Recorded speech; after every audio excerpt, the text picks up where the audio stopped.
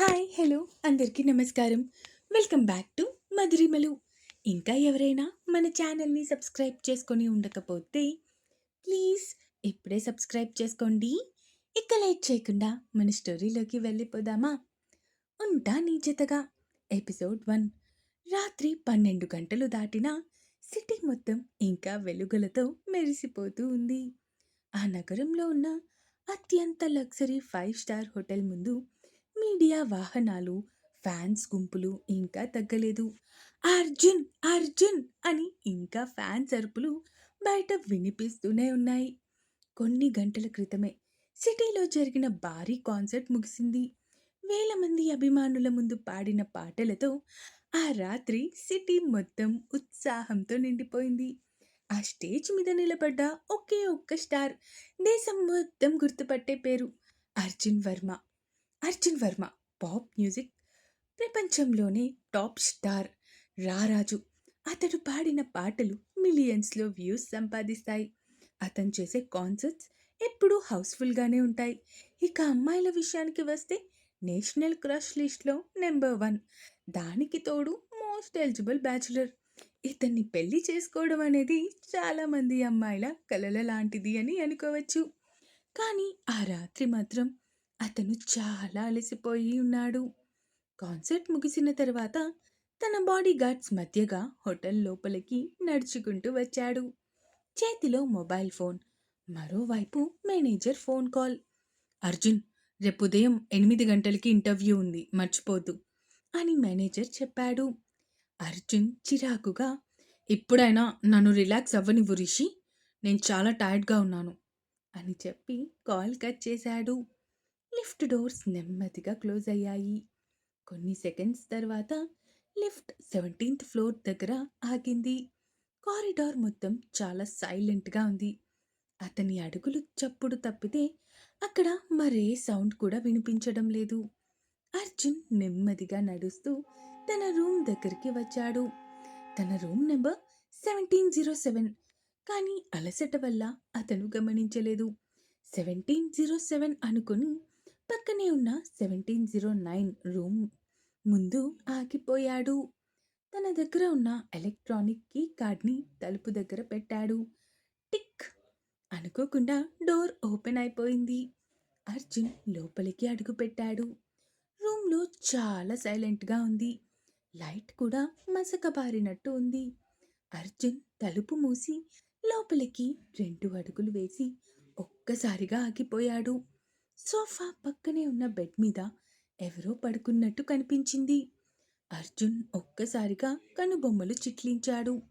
Wait, ఇది నా room కదా, ఈమె ఎవరు, నా రూమ్లో ఏం చేస్తుంది అనుకుంటూ రూమ్ మొత్తాన్ని కలియ చూశాడు. రూమ్లో ఇంటీరియర్ కొంచెం డిఫరెంట్గా ఉండటంతో ఇది నా రూమా, లేదేంటి, అంటే నేను రాంగ్ రూమ్లోకి ఎంటర్ అయ్యానా అని తనలో తానే అనుకుంటూ జాగ్రత్తగా ముందుకి వెళ్ళి చూశాడు అర్జున్. బెడ్ మీద ఒక అమ్మాయి డీప్ స్లీప్లో ఉంది. నార్మల్ ప్లెయిన్ కాటన్ డ్రెస్ వేసుకొని ఉంది. ముఖం మీద అలసట స్పష్టంగా కనిపిస్తుంది. దేవుడా, ముందిక్కడి నుంచి బయటపడాలి అనుకుంటూ డోర్ దగ్గరికి వచ్చాడు. లాక్ ఓపెన్ చేయడానికి ఎంత ట్రై చేస్తున్నా కూడా లాక్ అస్సలు ఓపెన్ కావడం లేదు. వాట్ ద హెల్, డోర్కి ఏమైంది అనుకుంటూ తన బలం మొత్తం ఉపయోగించి డోర్ తీయడానికి ట్రై చేస్తూ ఉన్నాడు. అతను ఎంత ట్రై చేస్తున్నా కూడా ఫలితం మాత్రం శూన్యంగానే ఉంది. వెంటనే తన మొబైల్ తీసుకుని రిషికి కాల్ చేయాలి అనుకున్నాడు. కానీ డైల్ ప్యాడ్లో రిషి నెంబర్ డైల్ చేసేసరికి ఫోన్ ఒక్కసారిగా స్విచ్ ఆఫ్ అయిపోయింది. డామిట్, ఇది కూడా ఇలాంటి టైంలోనే ఆఫ్ అవ్వాలా అనుకుంటూ మొత్తం చూశాడు. ఒక దగ్గర ఒక ఛార్జర్ కనిపించింది. కానీ అది నార్మల్ ఆండ్రాయిడ్ ఛార్జర్ కావడం వల్ల అసలు ఏం చేయాలో అర్థం కాక పక్కనే ఉన్న ల్యాండ్ లైన్ చేతిలోకి తీసుకొని రిసెప్షన్కి కాల్ చేయాలి అనుకున్నాడు. కానీ ల్యాండ్ లైన్ కూడా కలవకపోవడంతో, రే అర్జున్, ఈరోజు నిజంగా నీ టైం చాలా బ్యాడ్గా ఉంది అనుకుంటూ ఒకసారి మంచం వైపు చూశాడు. ఈ అమ్మాయి డ్రెస్ చూస్తుంటే ఇక్కడ వర్క్ చేసే అమ్మాయిలా అనిపిస్తుంది అనుకుంటూ ఒక 2 క్షణాలు తన వైపు చూసి, ఆ తర్వాత వెళ్ళి సోఫాలో కూర్చున్నాడు.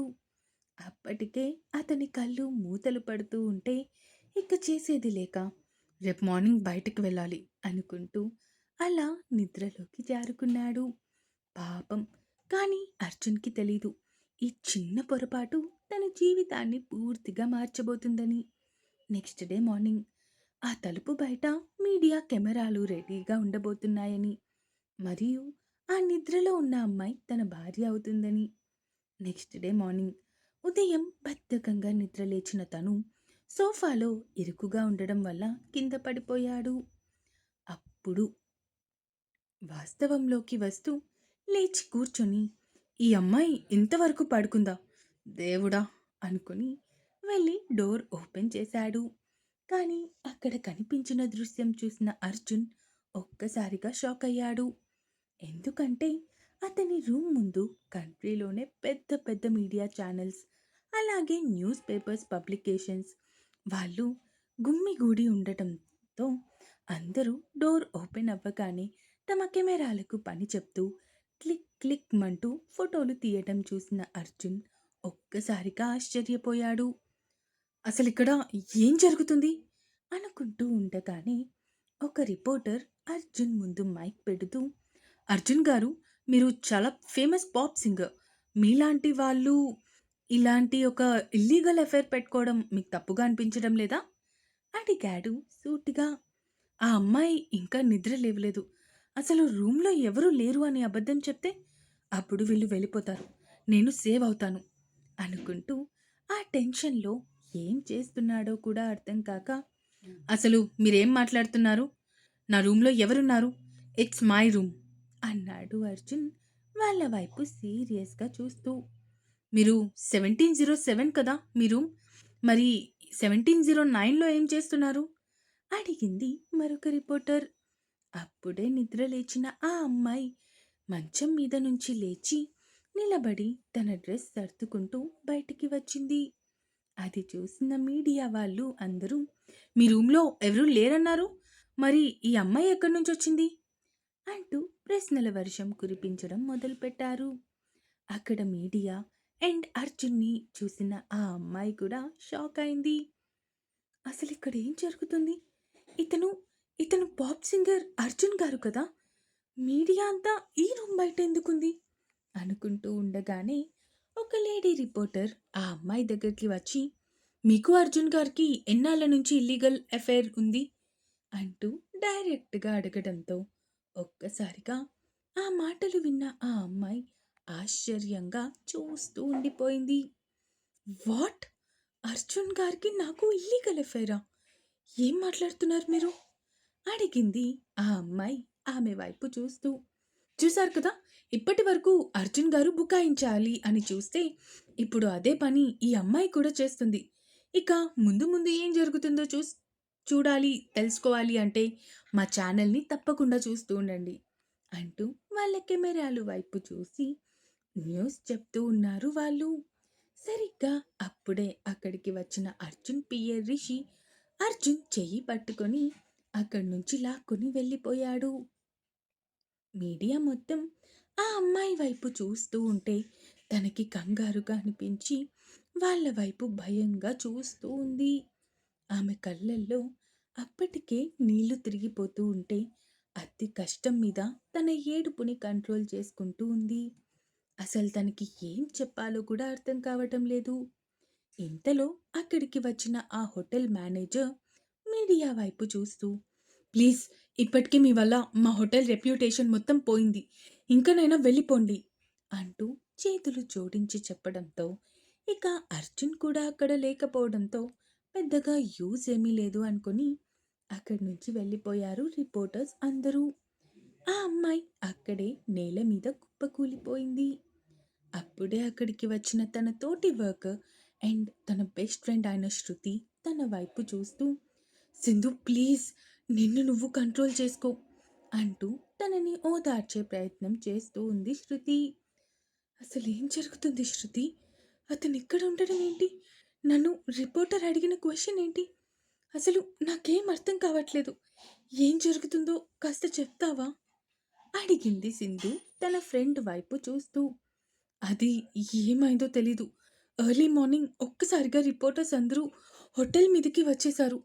ఎంతలా మేము అడ్డుకోవడానికి ట్రై చేసినా ఇక్కడ అర్జున్ గారు ని ఎఫ్ఐఆర్ పెట్టుకున్నారు అని న్యూస్ వచ్చింది అని చాలా రచ్చ రచ్చ చేసి ఇక్కడికి వచ్చారు.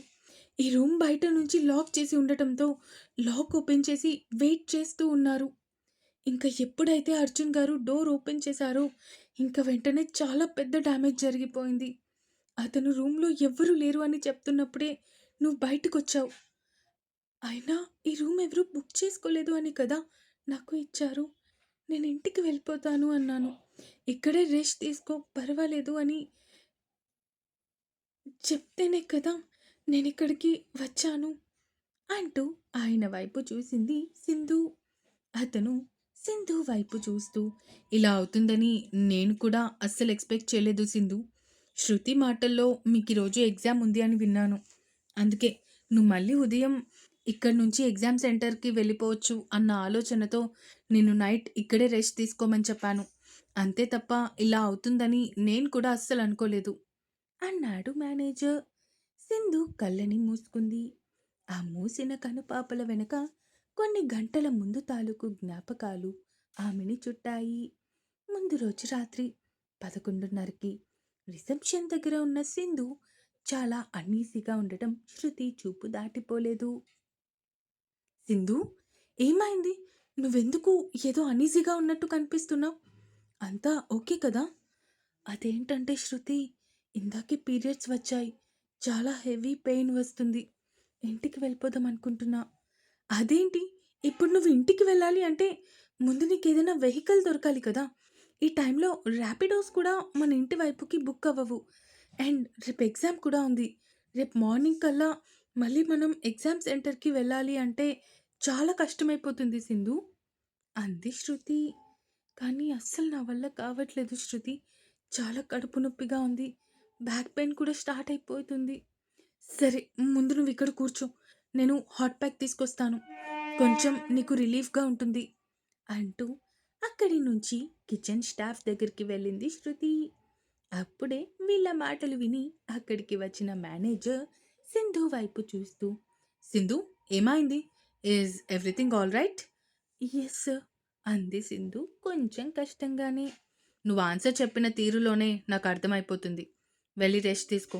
ఈ రూమ్ ఎవరూ బుక్ చేసుకోలేదు. రేపు ఆఫ్టర్నూన్ వరకు రూమ్ ఖాళీగానే ఉంటుంది. సో నువ్వు మార్నింగ్ వరకు రెస్ట్ తీసుకొని మార్నింగ్ వెకేట్ చేస్తే సరిపోతుంది. అయ్యో సార్, వద్దు. సింధు, నాకు కూడా నీ వయసులో ఉన్న కూతురే ఉందమ్మా. ఈ టైంలో ఆడపిల్లలు పడే బాధ నాకు తెలుసు. నువ్వింకేమీ ఆలోచించకు. నీ శాలరీలో నేనేమీ ఖర్చు చేయనులే. వెళ్ళు, వెళ్ళి రెస్ట్ తీసుకో అంటూ ఉండగానే హాట్ బ్యాగ్ పట్టుకొని వచ్చింది శృతి. ఇక విషయం తెలుసుకొని శృతి కూడా సింధుకి అదే ఐడియా ఇవ్వడంతో కడుపు నొప్పికి టాబ్లెట్స్ వేసుకొని అక్కడి నుంచి ఆ రూమ్కి తీసుకొని వెళ్ళి పడుకుండిపోయింది సింధు. అలా జరిగింది గుర్తు చేసుకుంటూ తనని తానే నిందించుకుంటూ ఉంది సింధు. కంటిన్యూస్. ఇంతకీ ఇప్పుడేం జరగబోతుంది? అర్జున్, సింధు ఈ స్కాండల్ నుంచి ఎలా బయటపడతారు? చూద్దాం నెక్స్ట్ ఎపిసోడ్స్‌లో. ఈ ఎపిసోడ్ ఎలా అనిపించిందో కామెంట్స్ రూపంలో తెలియజేయడం మాత్రం మర్చిపోకండి. అండ్ వీడియో నచ్చితే ఒక చిన్న లైక్, స్టోరీ ఎలా అనిపించిందో ఒక 2 లైన్స్‌లో కమెంట్ అండ్ హైప్ చేయడం మాత్రం మర్చిపోకండి. అప్పుడే స్టోరీ కొత్త వాళ్ళకి రీచ్ వెళ్తుంది. ఇక ఉంటాను. Bye bye.